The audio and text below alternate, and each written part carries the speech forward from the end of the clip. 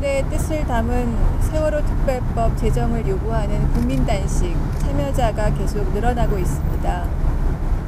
놀라운 일입니다. 이전에는 큰 정당들이 국회에 들어가겠다고 야합하고 나면 국민들도 맥없이 멈춰서야 했습니다. 하지만 이번에는 정반대로 국민들의 행동이 커지고 있습니다. 피해 당사자인 가족들과 주권자인 국민 자신이 무책임하고 무기력한 거대 양당을 제치고 세월호 특별법 제정을 위해서 직접 나섰기 때문입니다.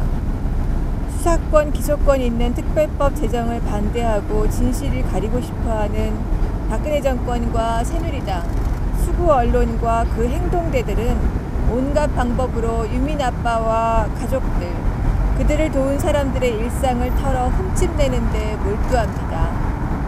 누구든 같이 욕먹지 않으려면 거리 두고 물러나라는 협박입니다. 지난 몇 년 내내 진보당에게 가한 위협과 본질에서 다르지 않습니다. 하지만 국민들은 더 이상 진실을 가리려는 세력의 비이성적 공격에 흔들리지 않습니다. 이런 상황이라면 나라도 나서서 행동해야겠다는 절박함이 더 커질 뿐입니다.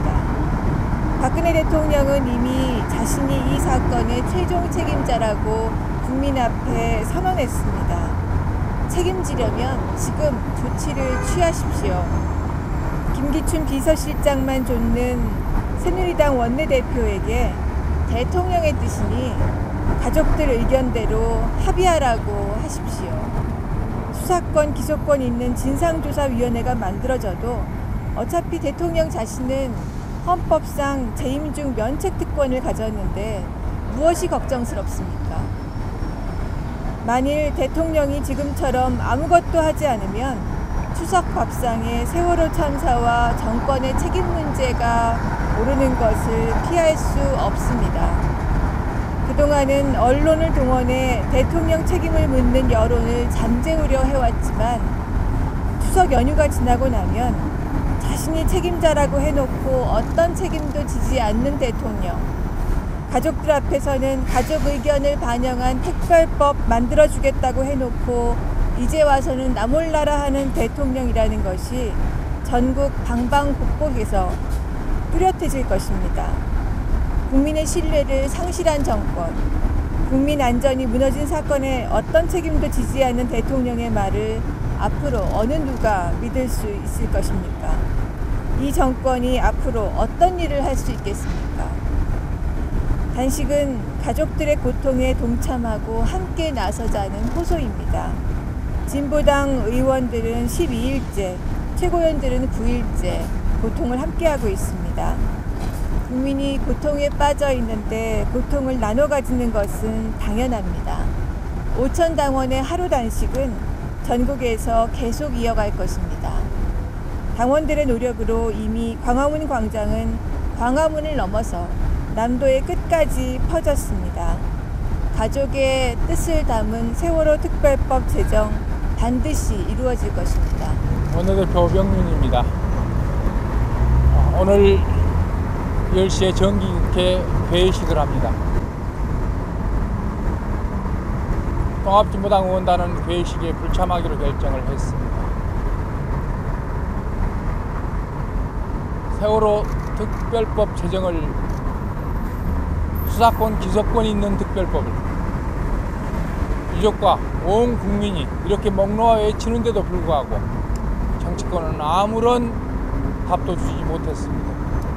새누리당은 오직 박근혜, 청와대 눈치만 보고 있습니다. 새정치민주연합은 유족의 뜻을 저버린 채 협상에 골몰해 있습니다. 특별법은 협상의 대상이 아닙니다. 4월 16일 이전과 16일 이후는 달라져야 한다는 국민의 요구, 그리고 그렇게 말한 박근혜 대통령의 말처럼 세상을 바꾸자고 하는 얘기지 협상하자고 하는 얘기가 아닙니다. 그럼에도 불구하고 아무것도 이루지 못한 채 국회만 개원하는 이 국회 회의식에 차마 부끄러워 참여할 수가 없습니다. 대통령이 결단하기를 다시 한번 촉구합니다.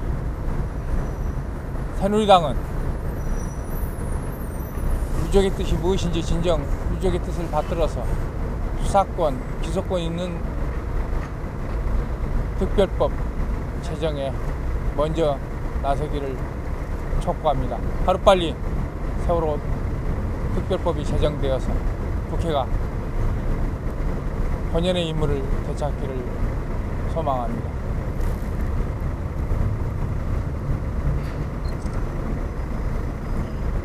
네, 그러면 회의 논의 시작하겠습니다.